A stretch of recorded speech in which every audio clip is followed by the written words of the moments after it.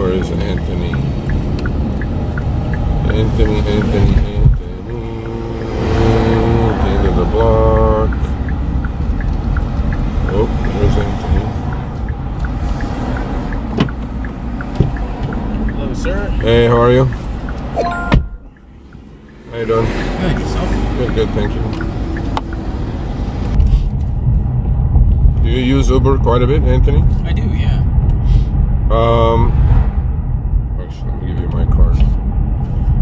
I run the largest blog YouTube channel in the country when it comes to Uber, Lyft, DoorDash, gig economy. I don't usually drive, but I'm doing a few trips talking to passengers who are willing to talk to me, obviously. So how frequent of a user are you when it comes to Uber? Well, I Once a recently week? got a vehicle. Before that, I was a very frequent user. Okay.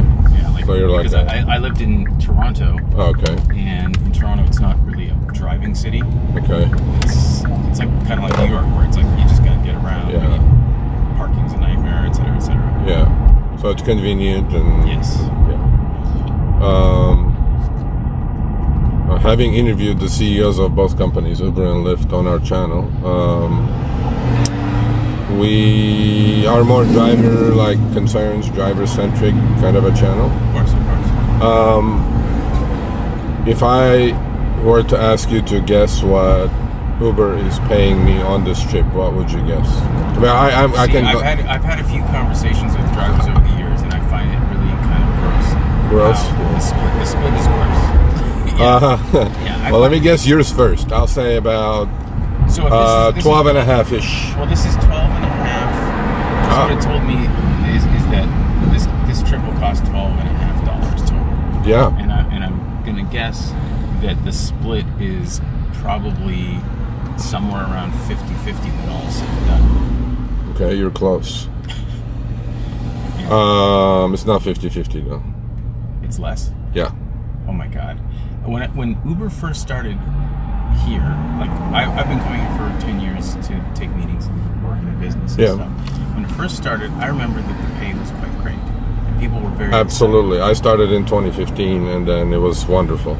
I mean, nothing to talk about. Yeah. So when did that start to shift? Because the whole reason I kept using Uber was that initial boost of feeling from the drivers and everybody that it was something that paid fairly. Yes. And, and actually in the beginning, there wasn't even a lot of professionals. It was just people going, holy crap, I can make an extra bit of money. Yeah. Cool. Yeah. That was what UberX was, right? It was it wasn't like a living. It was people, doing the best. Anyways. Yeah.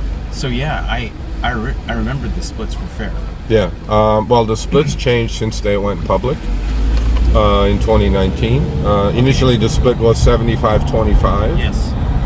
Then it went to, actually it was 80-20 when I first started, then went to 75-25, and then they went public in 2019. Now obviously they have to show profits. Well, the only way in a two-sided marketplace to show profits is to charge as much as they can, with elasticity obviously on the consumer end, and to pay as little as they can, and they have these amazing algorithms that are doing a wonderful job at it at the moment.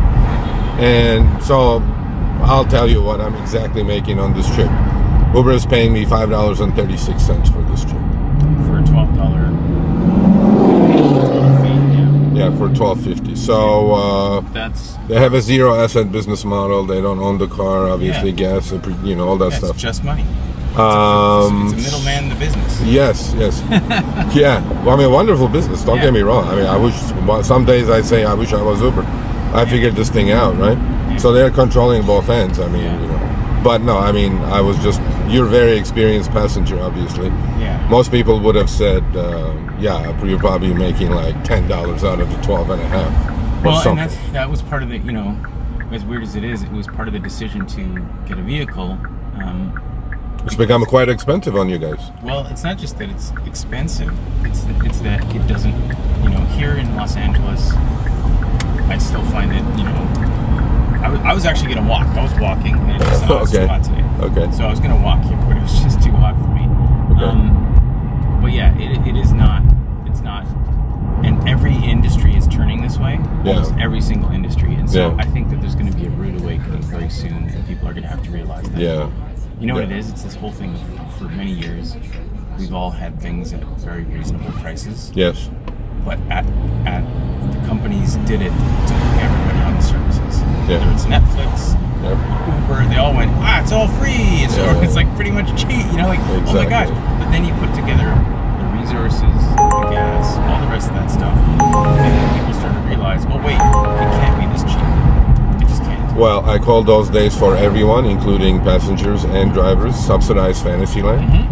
Because they had the VC money pouring in, $30 billion they lost before they turned a profit. So they were going for scale and growth, obviously, growth at any cost. And again, they got everybody used to this Fantasyland. Netflix was the exact same way. They all do it the same way. Like initially, the app is free, all that stuff. If anybody understands what transportation is, 10-mile, half-hour trip cannot cost you $10. No. Somebody has to pay for that. Gonna have to pay for it Yeah. eventually. Yeah. Too good to be true. Yeah. And now, that old saying, if it's too good to be true, it probably is, right? Well, the other thing I'm hearing from a lot of consumers I speak to is that because a lot of people quit. I mean, it doesn't make financial sense for me to do all this for $5. I can even literally, actually, after this, I could take my $5 and walk into a 7-Eleven. I don't think I can buy a pack of gum with that. These days, it's a chocolate bar and not even a drink. Yeah, no, I don't think I can. But the point being is, also since 2019, they have raised consumer fares quite a bit to the tune of close to 50%. Because in 2019, this trip would have cost you $750. Yes. And they would have paid me still the same $5. But then now, because they need constant growth. Yes. They need. And what's happening though now, I'm talking to a lot of consumers, and there is a little bit of a pushback starting, meaning the car quality has gone down, driver quality has gone down. I am a consumer as well. I get picked up like this trip for $5.36, exactly the same thing as yours. I'm gonna go and try to talk to that person. That's $5 for 15 minutes. Yeah. It's like, how does that make any sense? I'm not even sure. It really doesn't. Yeah. It's not right. Well, they can do whatever they want. They own the app, but that fairness has to come into play at some point. You're on the left, right? Anywhere, honestly. No.